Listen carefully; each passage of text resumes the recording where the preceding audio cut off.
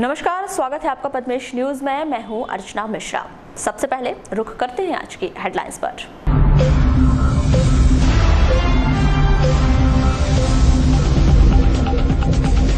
पूर्व मुख्यमंत्री दिग्विजय सिंह संगत में पंगत कार्यक्रम में हुए शामिल। विधानसभा वार कार्यकर्ताओं से की मुलाकात, कहा मैं कार्यकर्ताओं का मनोबल बढ़ाने आया हूं।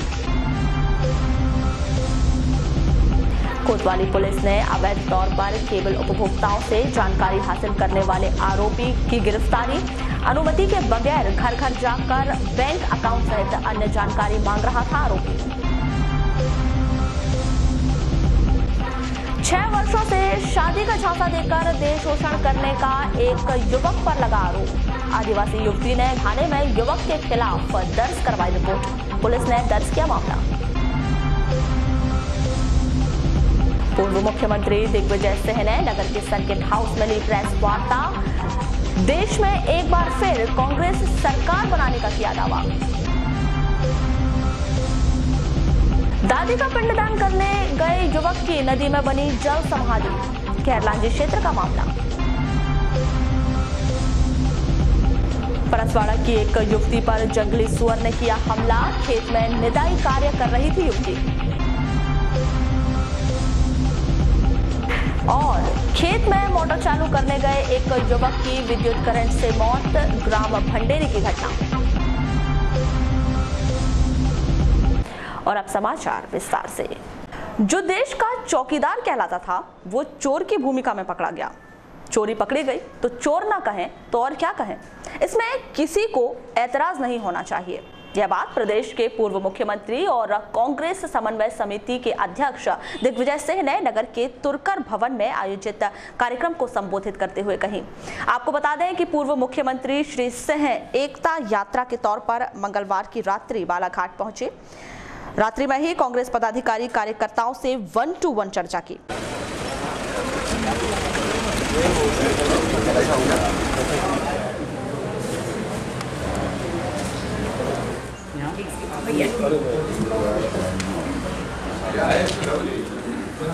अभी कराएंगे और आ जाइए सचिन जी।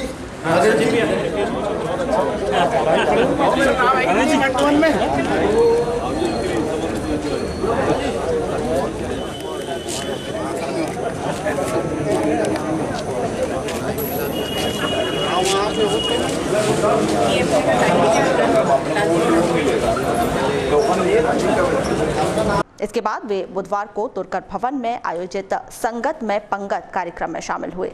इसके पहले उन्होंने विधानसभा वार कार्यकर्ताओं से मुलाकात की। इस दौरान प्रदेश कांग्रेस कमेटी के उपाध्यक्ष रामेश्वर निकरा, सुनील सूद, महेश दुबे, हरि सिंह नरवरिया, श्री कुरैशी, विश्वेश्वर भगत, प्रदीप जायसवाल, अशोक सरस्वार, सुश्री हेना कावरे, संजय उइके, मधु भगत सहित कांग्रेस के वरिष्ठ पदाधिकारी मौजूद रहे।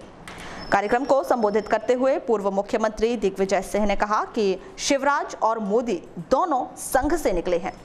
दोनों ने पूरे देश में ऐसा वातावरण खड़ा किया कि झूठ बोलने में इनका कोई मुकाबला नहीं कर सकता है।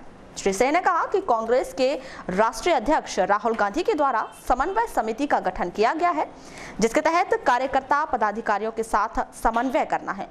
अब तक 45 जिले हो चुके हैं। हमें एकजुट रहना है, गुटबाजी नहीं करना है। इसीलिए हमने तय किया है कि पंगत का एक अलग महत्व है। श्री सिंह ने कहा कि कमलनाथ के प्रदेश अध्यक्ष बनने के बाद कांग्रेस संगठन में सक्रियता आई है। श्री सिंह ने कहा कि गौरीशंकर से पावरफुल व्यक्ति बालाघाट का नहीं बल्कि गोंदिया का है।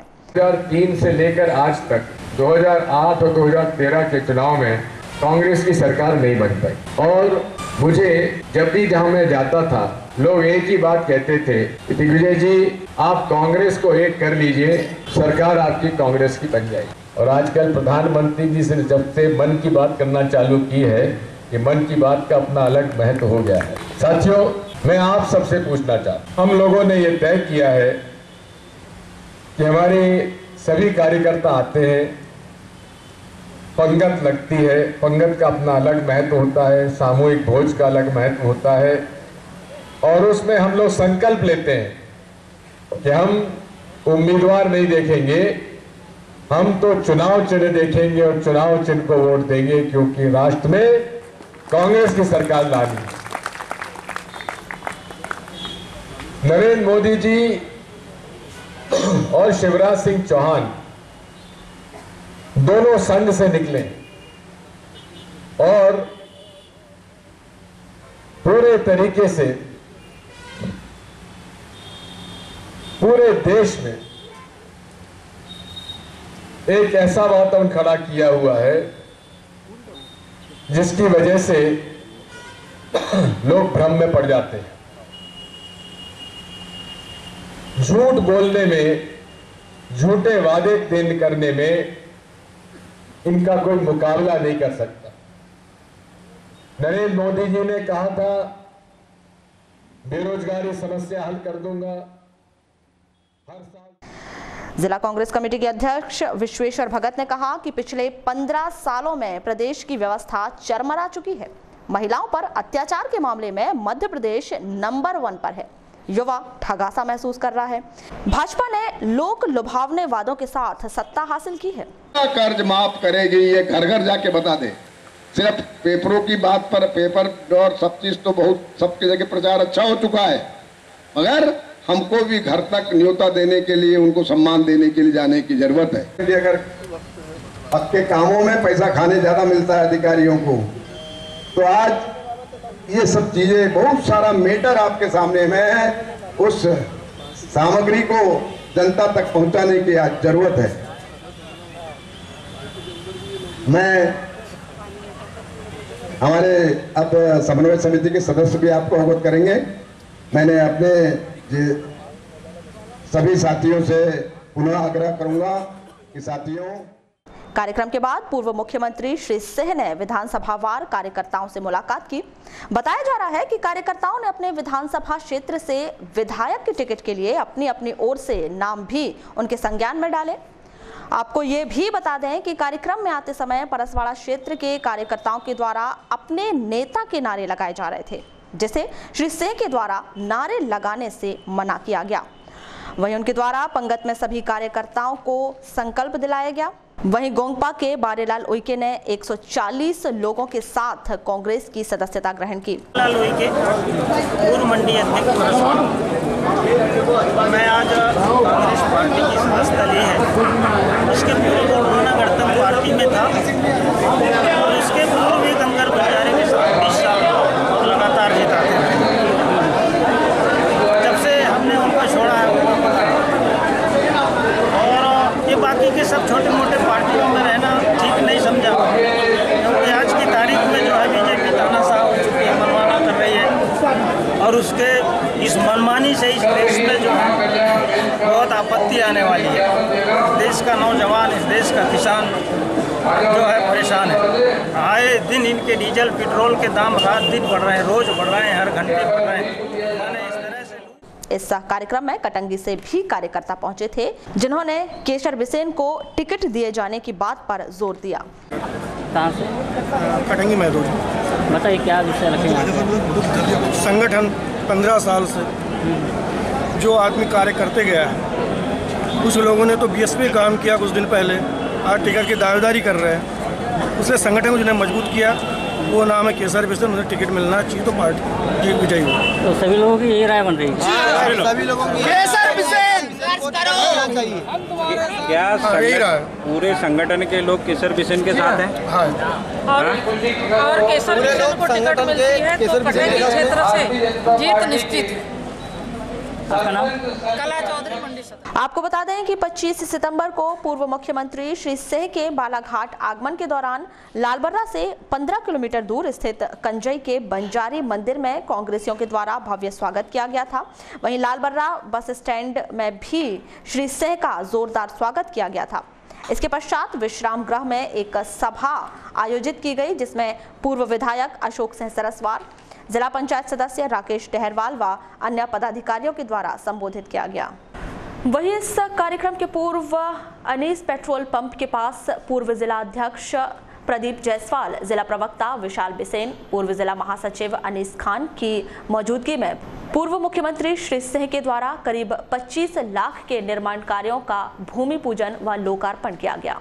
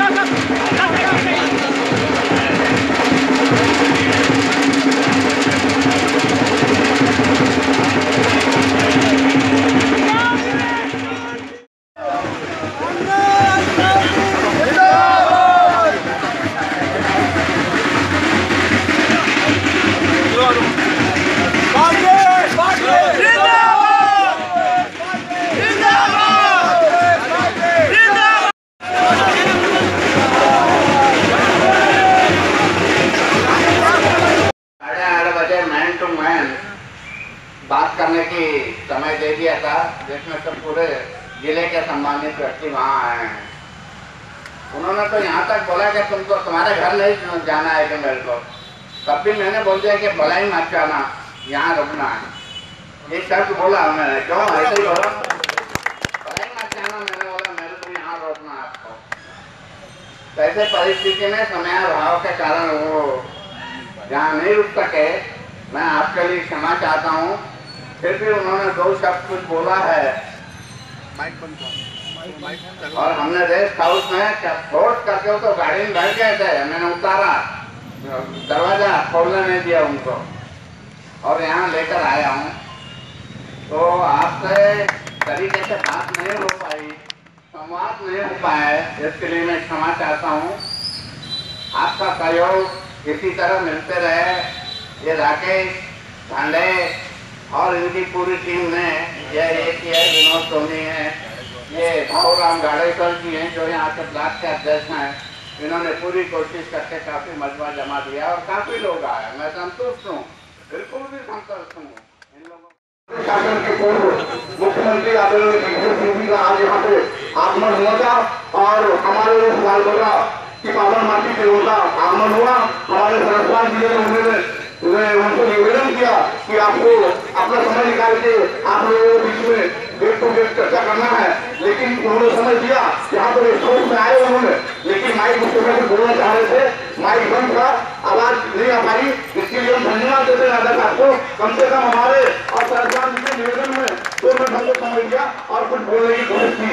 बस साथियों, आप लोगों से निवेदन करना चाहता हूँ, कल बालाघाट में 9 बजे से पूरे बालाघाट जिले के समस्त कांग्रेस, चाहे वो ब्लॉक अध्यक्ष हो, सभी विंग के जितने भी विंग के अध्यक्ष हैं कांग्रेस के, सबसे गेट टू गेट मुलाकात, वन टू वन मुलाकात करेंगे।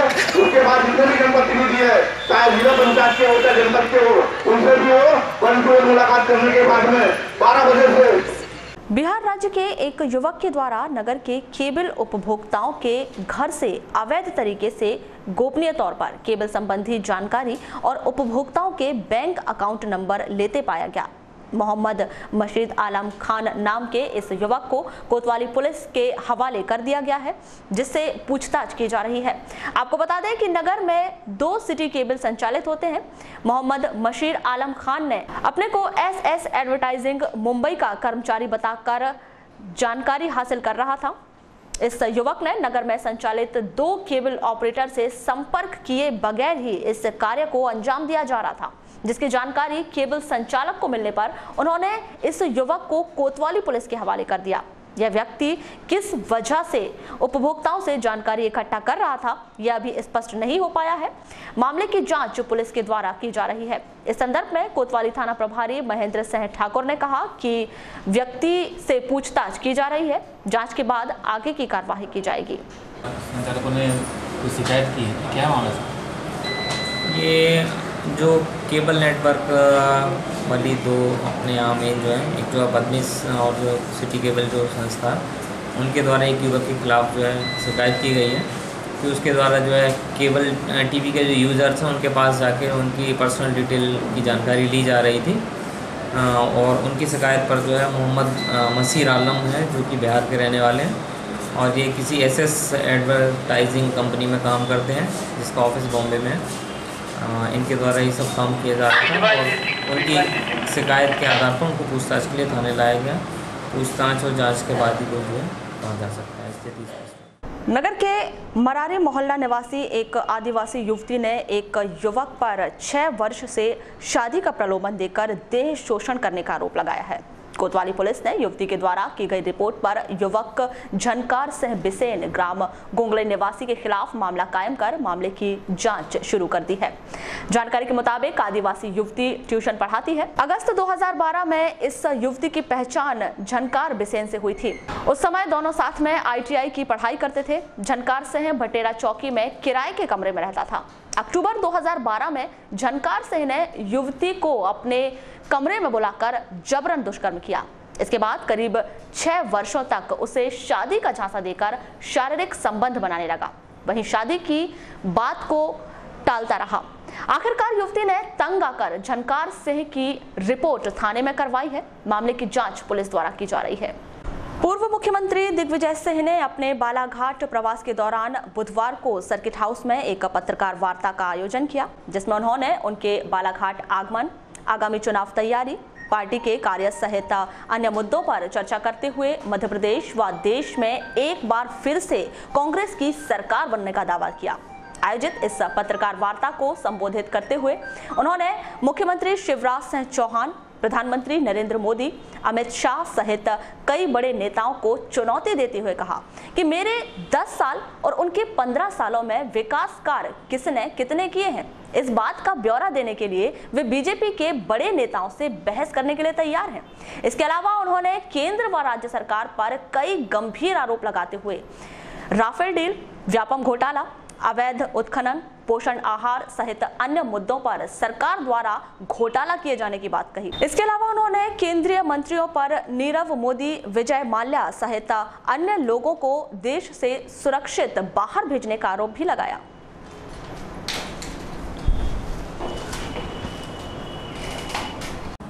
मोदी जी फ्रांस जाते हैं, जाने के पहले फॉरेन सेक्रेटरी के से जब प्रश्न पूछा जाता है तो उन्होंने कहा कि अभी कुछ तय नहीं हुआ। कोई भी इतनी बड़ी डिफेंस की डील की प्रक्रिया होती है लेटर ऑफ इंटेंट इशू किया जाता है, कौन कौन सप्लाई कर सकता है, उसके टेंडर नहीं, उसके वो बुलाए जाते हैं, उसमें कोटेशन भी नहीं, ये बोला जाता है कि आप कौन कौन से एयरक्राफ्ट है, उसका आपका कौन कौन सा हवाई जहाज आपके पास है, वो मंगाया जाता है, उसकी टेस्टिंग होती है, टेस्टिंग के बाद सबसे बेहतर हवाई जहाज है उसको खरीदने का निर्णय होता है और फिर प्राइस नेगोशिएशन चालू होती है। इसलिए लो स्टैंडर्ड नहीं चलता, जैसे सड़क में लो स्टैंडर्ड हो गया, सड़क बनेगी तो ठीक है, नहीं बनी तो ठीक है, कोई बात नहीं, लेकिन यहाँ जब नेशनल सिक्योरिटी का सवाल है, सबसे बेहतर विश्व में इक्विपमेंट वो खरीदा जाता है, जिस तरह से बोफर्स खरीदा गया, उसके बाद प्राइस नेगोशिएशन होता है और price negotiation finance ministry approve करने के बाद वो कैबिनेट कमेटी ऑफ सिक्योरिटी के पास जाता है, जिसके प्रधानमंत्री अध्यक्ष होते हैं, रक्षा मंत्री उसके मेंबर होते हैं, होम मिनिस्टर उसके मेंबर होते हैं। ये प्रक्रिया अपनाई जाती है और ये प्रक्रिया सभी डिफेंस डील में अपनाई जाती है। लेकिन मोदी जी फ्रांस गए और फ्रांस जाके उन्होंने समझौता कर लिया कि हम 136 नहीं 36 हवाई जहाज खरीदें। ये आपको किसने अधिकार दे दिया? ना कैबिनेट का अधिकार था, ना डिफेंस सर्विसेज का अधिकार था, ना एयरफोर्स का आपको अधिकार था। आपने निर्णय कर लिया कि हमें, यानी कि जहाँ 136 हमको हवाई जहाज चाहिए इस देश की सुरक्षा के लिए, आपने उसे घटाकर 36 करने का अधिकार किसने दिया? मोदी जी। एक।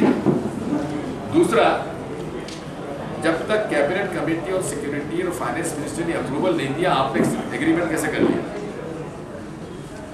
नंबर 3, आपको किसने अधिकार दिया था कि HAL के साथ इनका जो जिला मुख्यालय से लगी ग्राम पंचायत कोसमी के 50 से अधिक ग्रामीण बुधवार को कलेक्टर कार्यालय पहुंचे, जहां उन्होंने गांव में सड़क, बिजली, पानी सहित अन्य व्यवस्थाएं दिए जाने की मांग को लेकर एक ज्ञापन सौंपा। कलेक्टर कार्यालय में अपनी 8 सूत्रीय मांगों को लेकर सौंपे गए इस ज्ञापन में ग्रामीणों ने मांग पूरी न होने पर आगामी समय में होने वाले विधानसभा, लोकसभा सहित स्थानीय स्तर पर होने वाले सभी चुनावों में किसी भी पार्टी के प्रत्याशियों को गांव में न घुसने देने और आगामी समय में चुनाव का बहिष्कार किए जाने की चेतावनी दी है।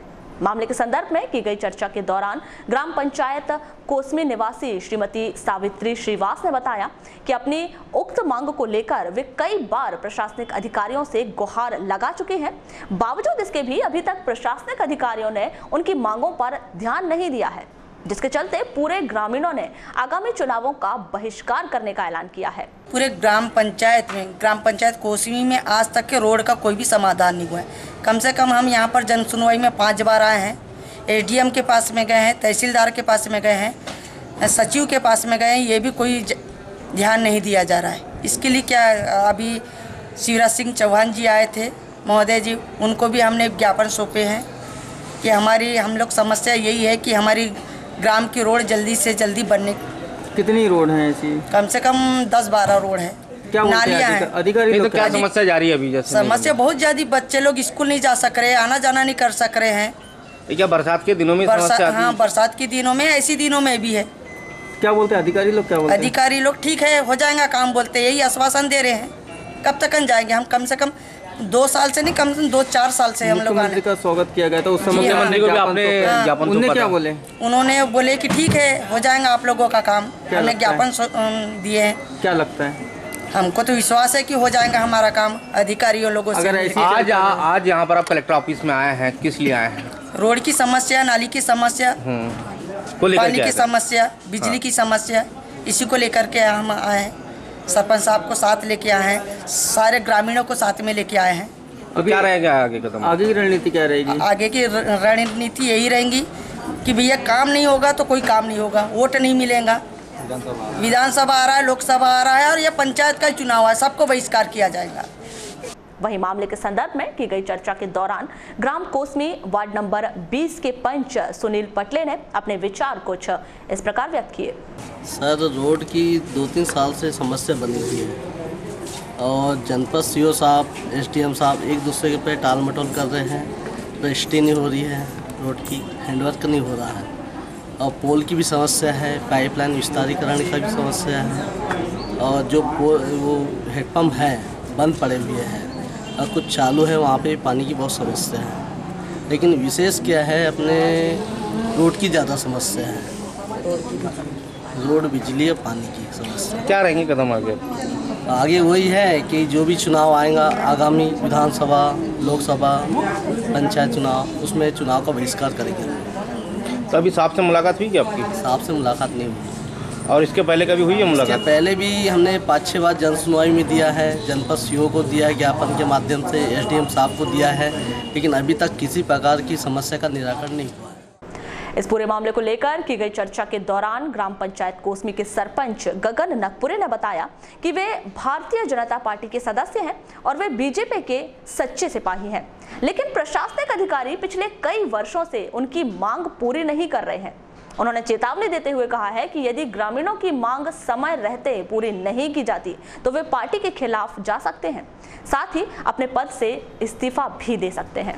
जैसे कि ward number 4, ward number 8, ward number 9, 15, 16, 17 और 20 ये अनेक वार्ड हैं जहां पर रोडों की बहुत ज़्यादा समस्या है। कई बार हमने कलेक्टर महोदय से भी संपर्क किया है और एसडीएम साहब, तहसीलदार साहब और जनपद सीओ, लेकिन सभी कहीं ना कहीं अपनी अपनी जिम्मेदारियों को किसी न किसी पे टालते जा रहे हैं। मैं 2 साल से कलेक्टर जितने भी कार्यालय हैं संबंधित विभाग सब में राउंड लगाते जा रहा हूँ, इनके साथ, जनता के साथ में भी आ रहा हूँ मैं, लेकिन हमें कहीं भी आज तक कोई समाधान नहीं हो पाया हमारे इन कामों का।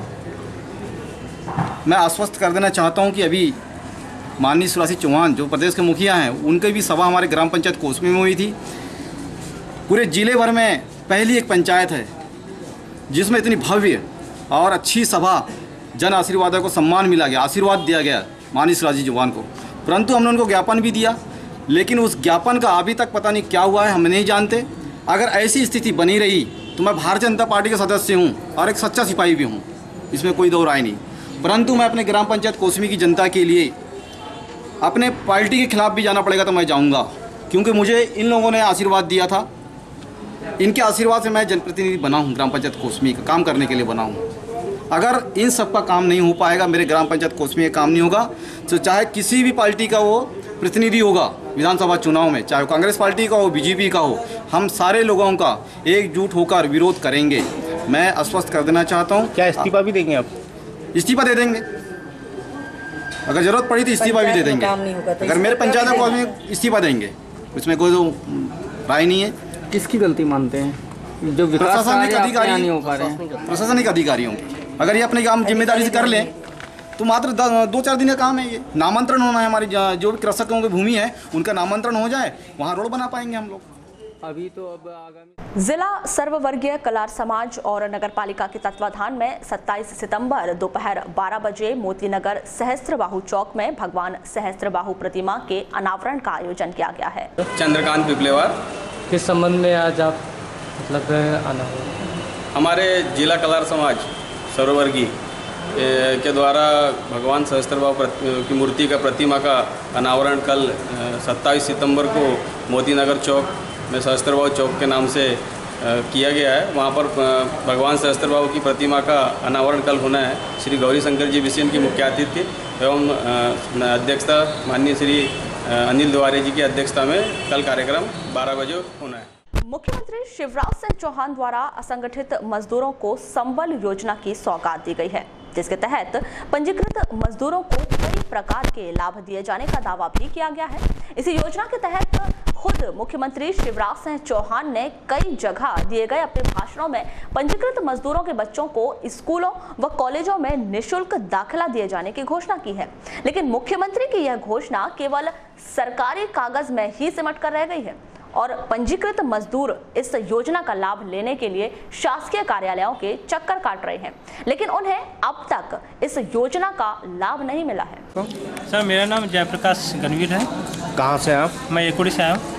अच्छा, किस बात को लेकर के यहाँ पर? मैं ये आया कि संबल योजना का लाभ लेने के लिए मैं विगत 2 माह से पूरे कलेक्टर से लेके तो आदिवासी विभाग, आदिवासी से शिक्षा विभाग, फिर वो अपना पीजी कॉलेज भेज दिए, मतलब 2-3-4-5 डिपार्टमेंट से मैं यहाँ वहाँ भटक रहा हूँ, पर मेरे को ये संबल योजना का लाभ नहीं मिल पा रहा। क्या मामला क्या है? मामला ये है कि शासन का ये है कि जिनका पंजीकृत असंगठित श्रमिक के बच्चे तो किस चीज़ में लेना चाहते हैं आप लाभ? हाँ, वही तो इसमें मैं लेना चाह रहा हूँ संबल योजना के अंतर्गत।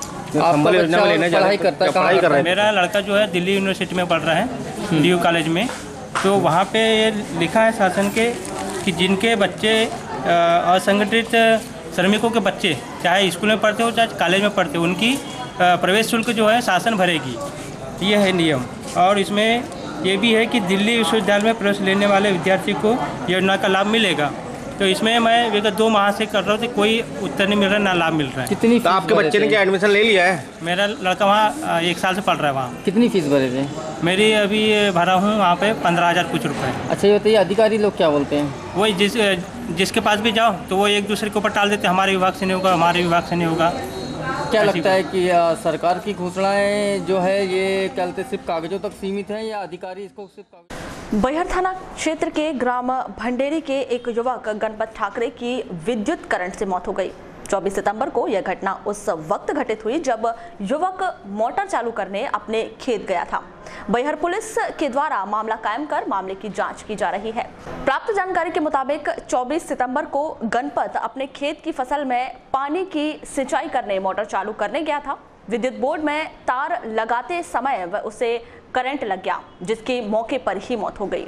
मध्य प्रदेश दीनदयाल अंत्योदय योजना के तहत भरवेली के ग्राम टेकाड़ी की आंगनवाड़ी केंद्र में घर घर पोषण त्योहार महिला बाल विकास के निर्देशन मनाया गया। इस अवसर पर विविध कार्यक्रम आयोजन कर पोषण स्वास्थ्य संबंधी जानकारी दी गई।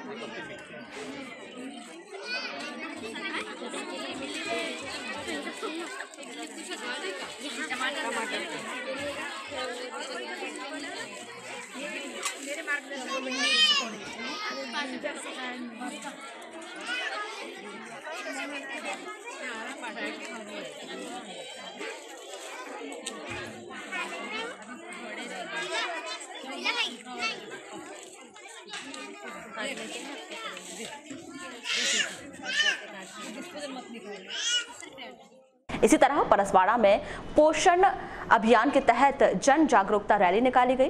रैली का नेतृत्व संगम महिला आजीविका संकुल स्तरीय संगठन की अध्यक्ष कुंता चौधरी के द्वारा किया गया। फसल बीमा राशि न मिलने पर सावंगी के किसानों ने आक्रोश व्यक्त करते हुए जिला प्रशासन को ज्ञापन सौंपा। इस संदर्भ में जिला सहकारी बैंक के सेक्शन अधिकारी राजेश नकपुरे और किसानों ने क्या कहा, आइए जानते हैं। मैं धनेंद्र कुमार चौहान सावंगी तहसील वारासुनी का किसान हूँ। क्योंकि हमारे कुछ किसान भाई हैं जिनका फसल बीमा आज दिनांक तक नहीं मिल पाया है, जबकि पूरे गांव को फसल बीमा मिल चुका है। कौन से वर्ष का फसल बीमा है और क्यों नहीं मिल पाया? खरीफ 2017 की फसल का बीमा है। धान की खेती करते थे, वहाँ की फसल यानी उसको पूरा सरकार ने जो है मुआवजा के लिए घोषित किया है सावंगी को, क्योंकि वह सूखाग्रस्त गाँव आया है, सूखाग्रस्त। तो नापजोक हुआ था? पूरा नापजोक हो गया है। हाँ, तो फिर कितने किसानों को मिल गया? पूरे लगभग 300-350 किसानों को मिला हुआ है। और फिर कितने किसानों को नहीं मिला? लगभग उनका कहने का मतलब ये है कि वो बता नहीं रहे हैं, प्रबंधक बता नहीं रहा है। बोल रहा है कि हमने पूरा भिजा दिया, बीमा कंपनी को भिजा दिया है, लेकिन बीमा कंपनी का दावा है कि पूरा के पूरा बालाघाट जिले का पैसा उन्होंने दे चुका है इनके विभाग को। अब इनकी विभागीय गलती है, उस विभागीय गलती को छुपाने के लिए ये हमसे झूठ बोल रहे हैं, जबकि हमने 11 तारीख को सर कल सावंगी कुछ किसान लोग आए थे जनसुनवाई में, फसल बीमा का लाभ नहीं मिल पाया उनको। सर क्या वजह है कि उनको नहीं मिल पाया? सावंगी समिति के किसानों द्वारा शिकायत की गई है बैंक मुख्यालय में। मैंने वहां पर जानकारी बुलाई है। वहां पर 156 किसानों का सावंगी हलके में बीमा किया गया था, जिसमें से 138 किसानों को बीमा दावा की राशि प्राप्त हो गई, उनके खाते में जमा कर दी गई है। शेष 18 किसानों को राशि बीमा कंपनी से ही प्रेषित नहीं की गई है। तो हमने बीमा कंपनी को इसकी कार्रवाई करने हेतु आवेदन दे दिया है। सर कब तक समाधान हो जाएगा? लगभग 1 माह में इसका समाधान होने की संभावना है। पूरे ज़िले से ऐसे हलके जिसमें दावा मिला है लेकिन वहाँ के किसान वंचित है, ऐसे सभी हलकों की हम जानकारी प्राप्त कर बीमा कंपनी को दे रहे हैं और उनके द्वारा एक साथ निराकरण किया जाएगा। ग्राम खुरसौड़ी में जिला विधिक सेवा प्राधिकरण के तत्वाधान में जागरूकता शिविर का आयोजन किया गया, जिसमें न्यायाधीशों द्वारा आमजन और छात्रों को कानून के विषय में जानकारी दी गई, साथ ही योजनाओं की भी जानकारी दी गई। ग्रामीण लोगों के लिए सबसे उपयोगी योजना शासन की चल रही है, वो है संबल योजना। इस योजना में 2.5 एकड़ तक के सारे किसान शामिल हैं, खेतीहर जितने मजदूर हैं वो शामिल हैं, जो मजदूरी के लिए शहर में जाते हैं और छोटे मोटे काम करते हैं वो सारे लोग इस योजना में शामिल हैं। घरों में घरेलू काम करने को जो औरतें जाती हैं वो औरतें इस योजना में शामिल हैं। हाथ ठेला चलाने वाले लोग, रिक्शा चलाने वाले लोग या शहर की जो छोटी मोटी दाल मिल, तेल मिल है, राइस मिल है, ईंट भट्ठे हैं, कवेलू की फैक्ट्रियां हैं, वहाँ काम करने वाले सारे लोग इस योजना में शामिल हैं। इस योजना में शामिल होने के लिए सबसे पहला लालबर्रा के सामुदायिक स्वास्थ्य केंद्र में बुधवार को 1 दिवसीय निशुल्क नेत्र जांच शिविर का आयोजन किया गया, जिसमें करीब 1 सैकड़ा से अधिक रोगियों की जांच की गई। वहीं 7 मरीजों को ऑपरेशन के लिए चिन्हित किया गया। भैया फोटो कापी और करा ले।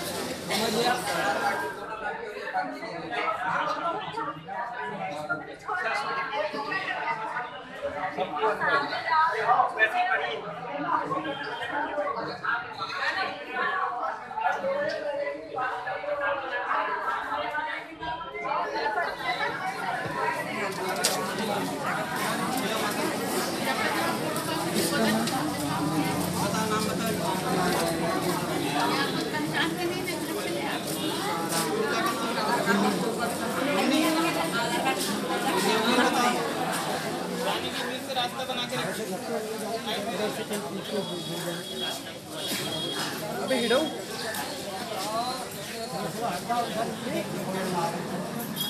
मेरे माँ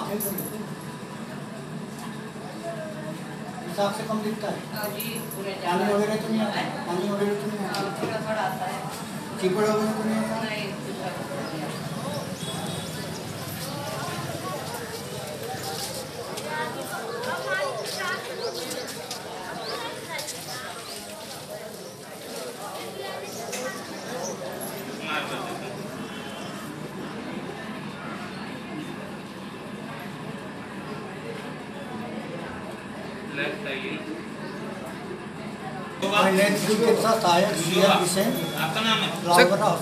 सर कौन सा शिविर लगा है यहाँ पे? यहाँ ये नेत्र शिविर लगा है, जिसमें देव नेत्रालय जबलपुर द्वारा ऑपरेशन किए जाएंगे।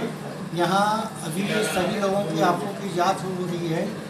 जांच होने के पश्चात जो सेलेक्ट केस होंगे उनको जबलपुर देव नेत्र चिकित्सालय ले जाया जाएगा।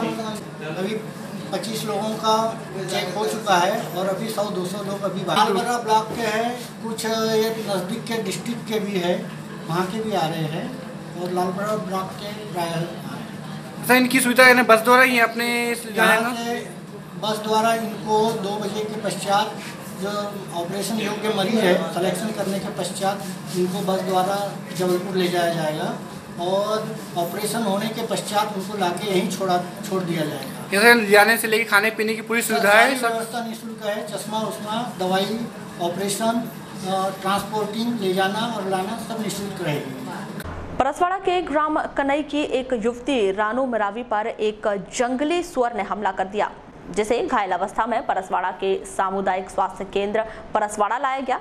जानकारी के मुताबिक रानू कुछ अन्य महिलाओं के साथ खेत में निदाई कर रही थी। चूंकि खेत जंगल के पास ही था, जिसके चलते एक जंगली सुअर ने रानू पर हमला कर दिया, जिसे तत्काल अस्पताल पहुंचाया गया। खेत जंगल तरफ खेत है तो खेत गए थे, तो वहाँ से हम जा रहे थे नींद के लिए, साधन निकाला हम नींद।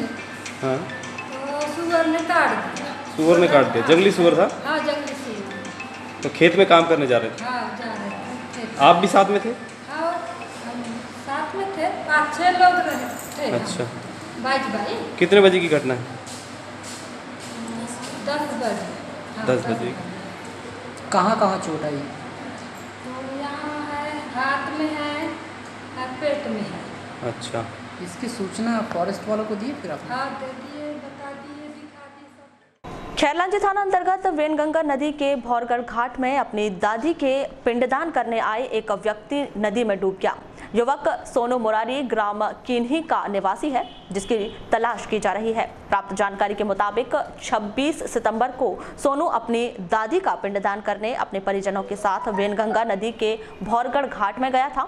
इस दौरान वह नदी में अपने परिजनों के साथ नहा रहा था, तभी सोनू गहरे पानी में चला गया, जिससे वह डूब गया, जिसकी खोजबीन की जा रही है, लेकिन उसका पता नहीं चल पाया। इसके पश्चात इसकी सूचना खैरलांजी पुलिस को दी गई।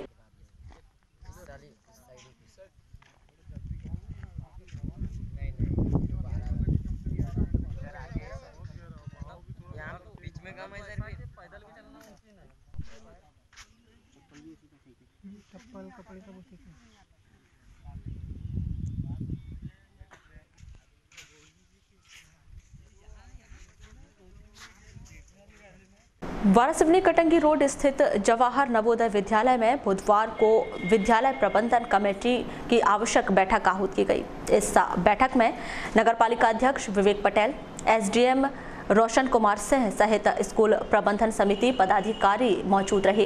इस बैठक में विद्यालय संचालन संबंधी बिंदुओं और शासन से आए नए प्रोजेक्ट पर चर्चा की गई। वहीं एसडीएम श्री सिंह सहित अन्य पदाधिकारियों ने अपने विचार व्यक्त किए।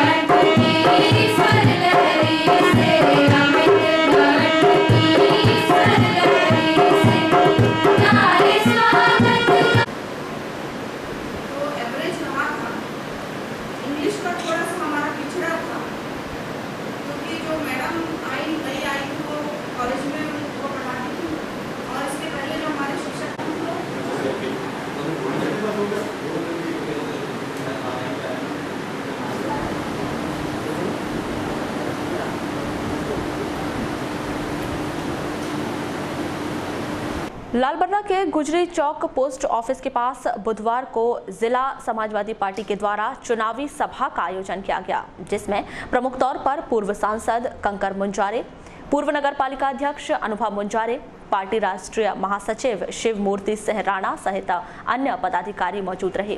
सभा को संबोधित करते हुए बताया कि 30 सितंबर को समाजवादी पार्टी के द्वारा नगर के उत्कृष्ट स्कूल मैदान में विशाल सभा आयोजित की गई है, जिसमें उत्तर प्रदेश के पूर्व मुख्यमंत्री अखिलेश यादव सभा को संबोधित करेंगे। आप सभी से मेरा निवेदन है कि भारतीय जनता पार्टी को जड़ से उखाड़ फेंकने के लिए आप सभी को संकल्पित होना पड़ेगा। हम सभी को संकल्प लेना पड़ेगा कि 15 सालों से जो मध्य प्रदेश में भारतीय जनता पार्टी की सरकार चल रही है, उसकी अति हो चुकी है। अति जब होती है किसी चीज की तो उसका अंत भी होता है। ये भी आप जानते हैं, हमारे शास्त्रों में लिखा है कि जब भी जिसने अति किया है उसका अंत समय आता है और बहुत बुरी तरीके से उसका अंत हो जाता है। आज आप देखिए, भारतीय जनता पार्टी की सरकार के शासनकाल में किसानों की हालत बदहाल है। किसान बेहाल हो गए हैं, गरीबों का कोई हाल पूछने वाला नहीं है। महिलाओं के अत्याचार की अभी आप सुन रहे थे, हमारे सब भाई लोग यहाँ चर्चा कर रहे थे कि महिलाओं के अत्याचार की सीमा पार हो गई। छोटी छोटी बच्चियों के साथ बलात्कार जैसे जघन्य अपराध हो रहे हैं और शिवराज मामा जन आशीर्वाद रैली निकाल रहे हैं। जन आशीर्वाद लेने के लिए घूम रहे हैं गांव गांव में, शहर शहर में, गली में, मोहल्ले में। किस बात का आपको आशीर्वाद चाहिए मामा जी? इस बात के लिए कि 8 साल की बच्ची भी तक के पूरे बालाघाट जिले में लालबर्रा विधानसभा क्षेत्र सुनी कि पूरे बालाघाट जिले में लोगों ने खाना नहीं बनाया, चूल्हे नहीं जले, रोते रहे, बिलखते रहे कि हमारा वोट चोरी हो गया। हनुमान मंदिर की कोई मतलब नहीं है, उनकी वोट चोरी हुई, वो जनता की लड़ाई थी, हनुमान मंदिर के प्रतीक थी, लड़ाई जनता की थी, आम जनता की। तो इसलिए लोग सब रो रहे थे। अगर हनुमान मंदिर की कोई लड़ाई होती तो लोग रोते क्यों? उनका अपना वोट था, उनकी अपनी लड़ाई थी, हनुमान मंदिर के प्रतीक के तौर पर सामने रख दिया था, उन्होंने लड़ाएंगे हम इससे और जीत के बताएंगे, और लोगों ने जीत के बता भी दिया, लेकिन वोट की चोरी कर ली। हमारे एजेंटों को जो है, जो काउंटिंग में एजेंट बैठे थे, उनके बिल्ले छीन के पुलिस वालों ने उनको धकेल दिया, बिल्ले निकाल दिए, उनके बिल्ले निकाल के धकेल दिए। गौरीशंकर बिसेन जमीन पर बैठ के रो रहा था जब नदी के इस तरफ तक के 5000 वोटों से हनुमान मंदिर आगे थी, 5000 वोट से आगे थी नदी के इस तरफ तक, गंगा नदी के इस तरफ तक। तो गौरीशंकर बिसेन रोड बैठ के ऐसे जैसे अभी हमारे साथी लोग यहाँ बैठे हैं, तो अभी चटाई पे बैठे हैं, वो जमीन पे बैठा हुआ था फर्श पे, और उनकी पत्नी रेखा बिसेन और उनकी बेटी मौसम, ये लोग उसको पंखा कर रहे थे। ठंड में जब लोग कोट पहने हुए थे, स्वेटर पहने हुए थे, साल लपेटे थे, उसको ठंड लग रही थी, यानी गर्मी लग रही थी, तो गर्मी में पंखा कर रहे थे। बोला कि एक बार मुझको बचा लो, अब इस महिला के खिलाफ मैं कभी चुनाव नहीं लड़ूंगा, ऐसे बोल बोल के चिल्ला रहा था।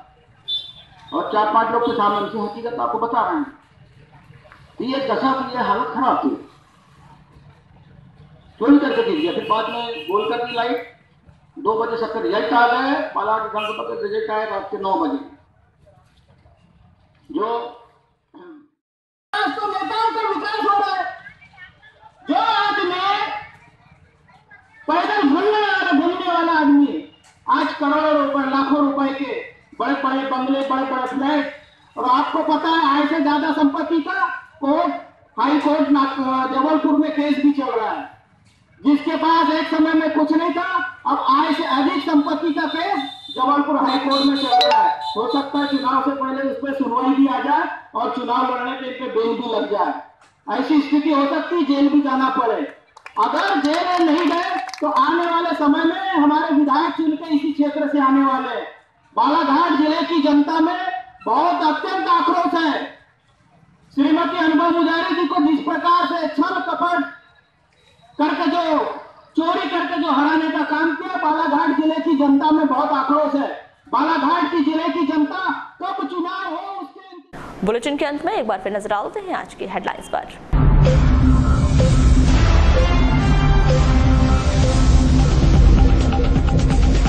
पूर्व मुख्यमंत्री दिग्विजय सिंह संगत में पंगत कार्यक्रम में हुए शामिल, विधानसभा वार कार्यकर्ताओं से की मुलाकात, कहा मैं कार्यकर्ताओं का मनोबल बढ़ाने आया हूं। कोतवाली पुलिस ने अवैध तौर पर केबल उपभोक्ताओं से जानकारी हासिल करने वाले आरोपी की गिरफ्तारी, अनुमति के बगैर घर घर जाकर बैंक अकाउंट सहित अन्य जानकारी मांग रहा था आरोपी। 6 वर्षों से शादी का झांसा देकर देह शोषण करने का एक युवक पर लगा आरोप, आदिवासी युवती ने थाने में युवक के खिलाफ दर्ज करवाई रिपोर्ट, पुलिस ने दर्ज किया मामला। पूर्व मुख्यमंत्री दिग्विजय सिंह ने नगर के सर्किट हाउस में ली प्रेस वार्ता, देश में एक बार फिर कांग्रेस सरकार बनाने का किया दावा। दादी का पिंडदान करने गए युवक की नदी में बनी जल समाधि, खैरलांजी क्षेत्र का मामला। परसवाड़ा की एक युवती पर जंगली सुअर ने किया हमला, खेत में निदाई कार्य कर रही थी युवती। और खेत में मोटर चालू करने गए एक युवक की विद्युत करंट से मौत, ग्राम भंडेरी की घटना। तो ये थी अब तक की खास खबरें। खबरों की ज्यादा जानकारी के लिए आप हमारी वेबसाइट www.balaghatexpress.in पर भी जुड़ सकते हैं। इसके अलावा आप अपने एंड्रॉइड फोन से प्ले स्टोर पर जाकर बालाघाट एक्सप्रेस ऐप भी डाउनलोड कर सकते हैं। तो आज बुलेटिन में बस इतना ही। अगले न्यूज बुलेटिन के साथ फिर मुलाकात होगी, तब तक के लिए नमस्कार।